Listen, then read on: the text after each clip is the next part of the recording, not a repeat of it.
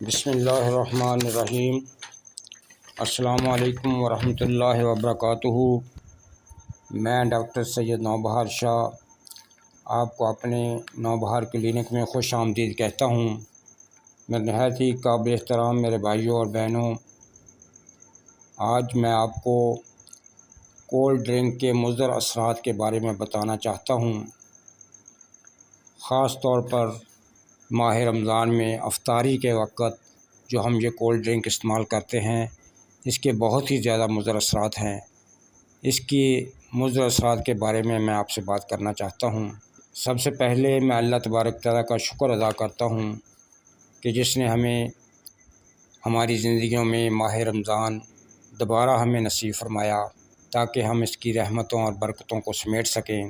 میرے بھائیوں اور بہنوں، یہ ماہ رمضان کی برکتیں یقیناً بہت زیادہ ہیں۔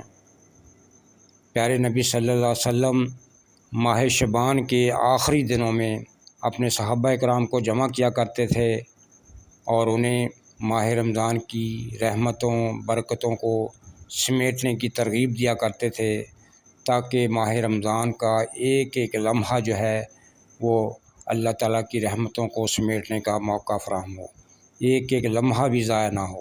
اس لیے آپ پہلے ہی صحابہ کرام کو ترغیب دیا کرتے تھے۔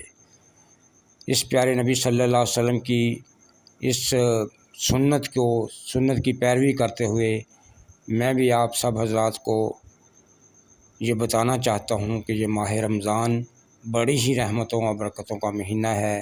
پیارے نبی صلی اللہ علیہ وسلم فرمایا کہ اس میں ایک نیک عمل جو ہم کرتے ہیں وہ 70 گنا بڑھ جاتا ہے۔ اس میں اللہ تبارک تعالیٰ مومنوں کا رزق بڑھا دیتے ہیں۔ یہ غم خواری کا مہینہ ہے، اپنے غریب بہن بھائیوں کا خیال کریں اور غم خواری کا بدلہ فرمایا کہ جنت ہے۔ تو اس میں یہ فرمایا کہ ایک رات ایسی ہے جو 1000 مہینوں سے بہتر ہے۔ اس میں اللہ تبارک تعالیٰ کی رحمت جوش پر ہوتی ہے۔ اس میں جتنی بھی نیکیاں کمائیں کم ہے۔ یہ وقت آپ اللہ تبارک تعالیٰ ہمیں دوبارہ فراہم کیا ہے، اس لیے اس وقت کو غنیمت جانتے ہوئے زیادہ سے زیادہ نیکیاں سمیٹنے کی کوشش کریں۔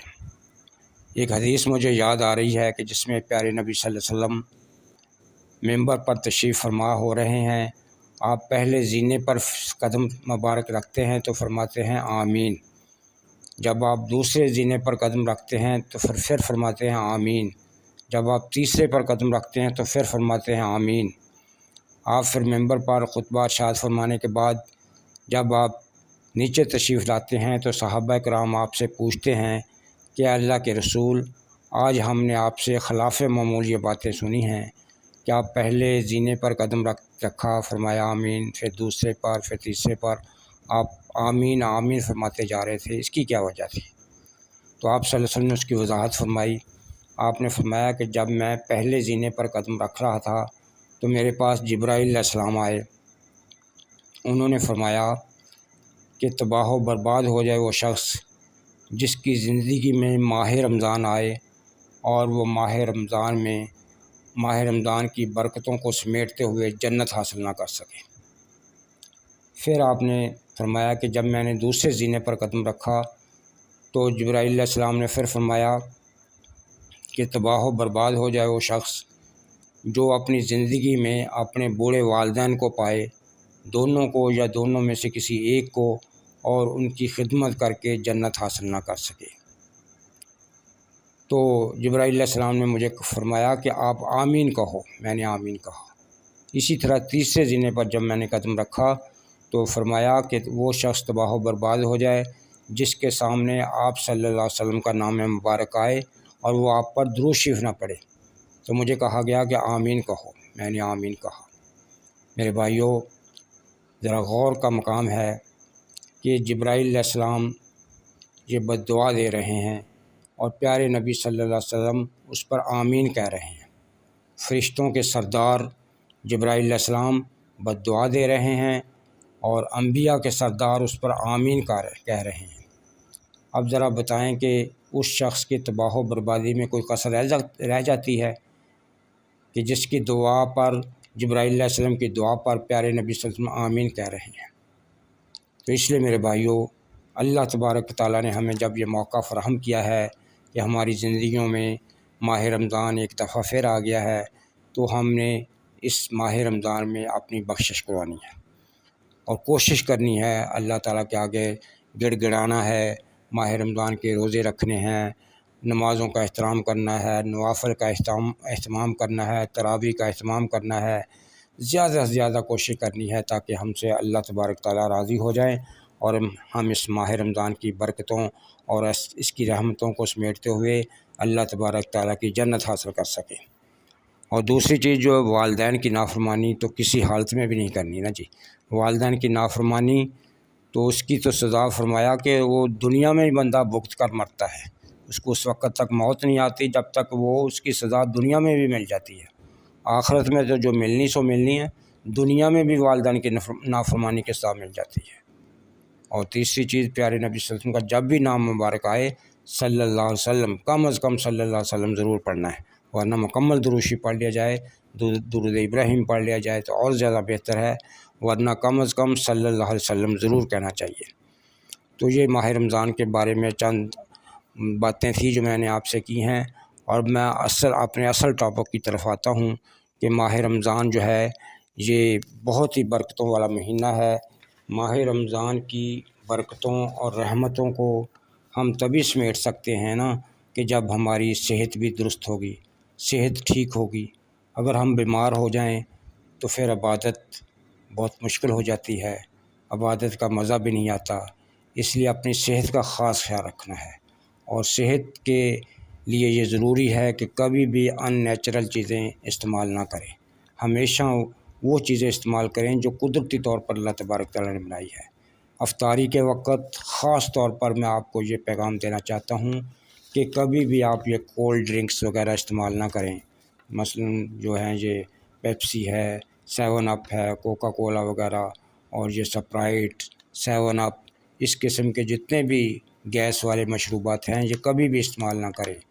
سارا دن روزہ رکھنے کی وجہ سے ہمارے گردے جو ہیں یہ ڈی ہائیڈریٹ ہو جاتے ہیں، اور گیس والے مشروبات استعمال کرنے کی وجہ سے گردے فیل بھی ہو سکتے ہیں، اس لیے اس کا احتیاط کریں۔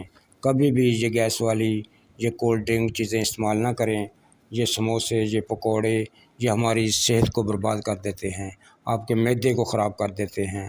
جب پیٹ خراب ہو جائے، معدہ خراب ہو جائے، کوئی بھی بیماری آ جائے تو پھر عبادت کرنی بہت مشکل ہو جاتی ہے۔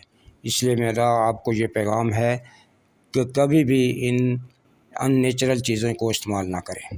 دیکھیں پیارے نبی صلی اللہ علیہ وسلم نے ہمیں افطاری کے وقت فرمایا ہے کہ کھجور سے افطاری کریں، رطب کھجور کا فرمایا ہے، رطب یعنی کہ تازہ کھجور سے روزہ افطار کریں، اگر تازہ میسر نہ ہو تو خشک کھجور سے کر لیں، اور اگر خشک کھجور بھی نہ ہو تو فرمایا پانی سے روزہ افطار کریں، یہ قدرتی چیزوں سے۔ اگر یہ دیکھیں میں آپ کو ایک نسخہ بتا دیتا ہوں، یہ اس کا افطاری کے وقت کا ایک بہترین صحت مند رہنے کے لیے ایک آپ کو چیز بتاتا ہوں کہ اس حدیث پاک کی روشنی میں آپ ایسے کریں کہ 3 عدد کھجوریں لے لیں، اور 3 عدد کھجوریں 1 گلاس دودھ میں اس کو شیک کر لیں، اس کو اچھے طریقے سے پھینٹ لیں، مکس کر لیں اور اس کو استعمال کریں۔ یہ بہترین چیز ہے، اس میں طاقت کے لحاظ سے یہ قدرتی چیز ہے، اور اس طرح آپ جتنے بھی گلاس تیار کرنا چاہیں کر لیں، اس میں کسی چینی ڈالنے کی بھی ضرورت نہیں ہے، اس میں قدرتی میٹھا ہے۔ 3 کھجوروں کا 1 گلاس دودھ میں بہترین وہ جو میٹھا ہو جاتا ہے، اس طرح آپ جتنے آپ کے گھر کے افراد ہیں یا جتنا آپ نے مشروب تیار کرنا چاہتے ہیں کر لیں، اور یہ ایک طاقتور مشروب ہوگا اور اس کا اجر بھی ہوگا، کیونکہ پیارے نبی صلی اللہ علیہ وسلم نے کھجور سے روزہ افطار کرنے کا فرمایا ہے۔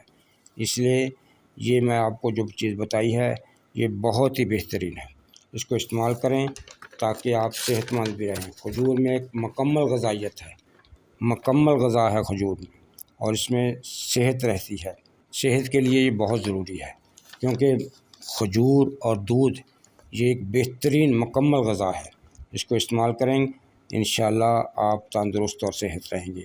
ماہ رمضان میں روزے رکھیں اور اللہ سے دعا کریں کہ اللہ تبارک تعالیٰ ہمیں ماہ رمضان میں اللہ تعالیٰ کی رحمتوں کو اور اس کی برکتوں کو زیادہ سے زیادہ سمیٹ سکیں، اللہ تعالیٰ کی رضا ہم زیادہ سے زیادہ حاصل کریں۔ یہ سارا کچھ اسی شکل میں ہوگا جب ہم تندرست و صحت مند رہیں گے۔ اللہ تعالیٰ سے دعا کریں کہ اللہ تبارک تعالیٰ ہمیں صحت و تندرستی عطا فرمائے اور ہمیں ماہ رمضان کی برکتوں اور اس کی رحمتوں کو سمیٹنے کی توفیق عطا فرمائے۔ السلام علیکم ورحمۃ اللہ وبرکاتہ۔